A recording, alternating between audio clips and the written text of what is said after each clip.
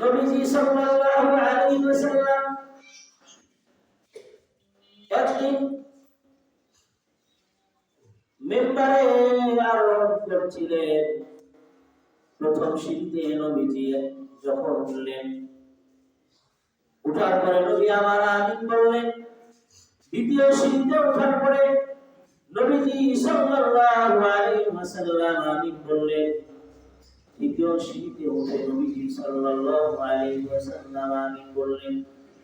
সাহাবায়ে কেরাম কৌতূহলী নবীকে জিজ্ঞেস করলেন, ইয়া রাসূলুল্লাহ, ইয়া হাবিবাল্লাহ, আপনার এই আচরণ তো আমরা কখনো দেখি নাই। আজকে যখন আপনি আপনার মিম্বারে আরোহণ করছিলেন, মিম্বারে যখন আপনি উঠছিলেন, প্রথম সিঁড়িতে উঠে আপনি আমিন বললেন, দ্বিতীয় সিঁড়িতে উঠে আপনি আমিন বললেন, তৃতীয় সিঁড়িতে উঠে আপনি আমিন বললেন। এর কারণ আমরা জানতে চাই। নবীজি উম্মতকে বলে, ও আমার উম্মতেরা, তোমরা আমাকে কৌতূহলী জিজ্ঞেস করেছো কেন আমি আজকে আমার এই আচরণ, কেন আমি সিঁড়িতে উঠে আমিন আমিন আমিন করছিলাম, তোমরা জানতে চাও। ও আমার উম্মতেরা, ভালো করে শুনে নাও। জিবরিল আমিন আমার কাছে আসছিলেন। আসার পরে বললেন, ইয়া রাসূলুল্লাহ, ইয়া হাবিবাল্লাহ, আপনার এই উম্মত, যে উম্মত আপনার নাম শোনার পরেও আপনার এই নাম মুহাম্মদ আরবি সাল্লাল্লাহু আলাইহি ওয়াসাল্লাম বড় উম্মতের কাছে পড়া হয়, বড় উম্মত আপনার এই নাম শোনার পরেও যদি সে দরুদ না আমল না করে, দরুদের আমল না করে, আপনার উপরে দরুদ প্রেরণ না করে, আমি জিবরিল আমিন বলছি, ওই ব্যক্তি ধ্বংস হয়ে যায়, ওই ব্যক্তি ধ্বংস হয়ে যান। নাউযুবিল্লাহ।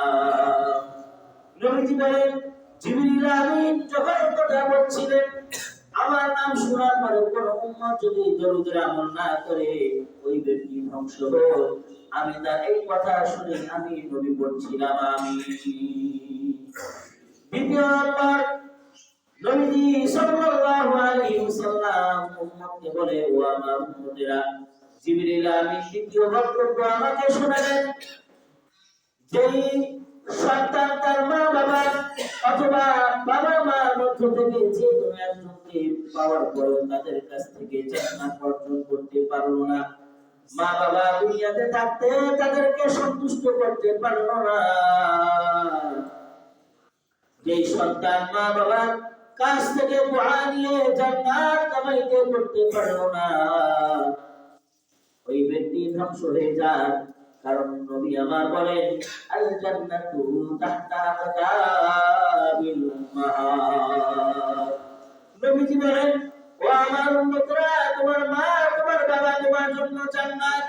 যদি চাও তোমার এই মা বাবার কাছ থেকে জান্নাত অর্জন করতে পারো, অথবা তোমার জন্য জাহান্নাম।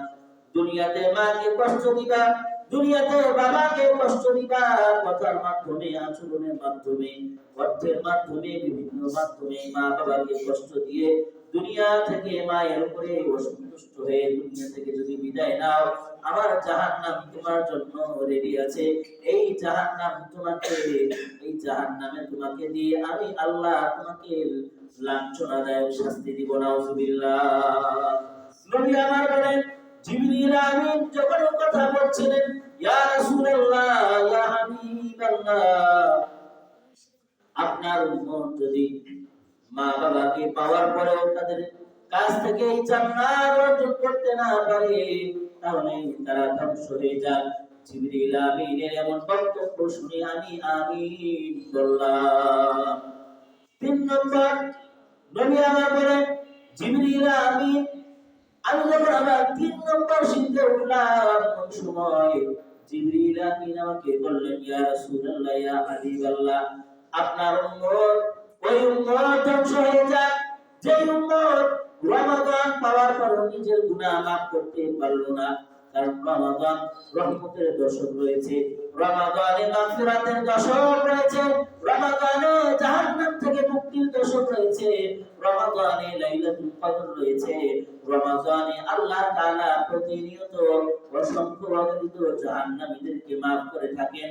এরপরেও কোন বান্দা যদি এই রমাদান খাওয়ার পরেও নিজের গুনাহ মাফ করতে না পারে, ওই বান্দা ধ্বংস হয়ে যাক, ওই বান্দার মুখগুলো চেহারাগুলো মলিন হয়ে যাক।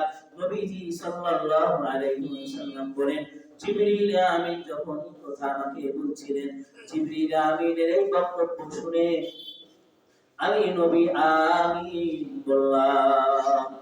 তাহলে নবীজি সাল্লাল্লাহু আলাইহি ওয়াসাল্লাম বলছেন, যে উম্মত আমার নাম শোনার পরেও যদি আমল করবে না, যে উম্মত মা বাবাকে পাওয়ার পরেও জান্নাত কামাই করতে পারবে না, যে উম্মত রমাদান পাওয়ার পরেও রমাদানে নিজের গুনাহ মাফ করতে পারবে না, ওই উম্মত ধ্বংস হয়ে যাক। বলে নাউজুবিল্লাহ।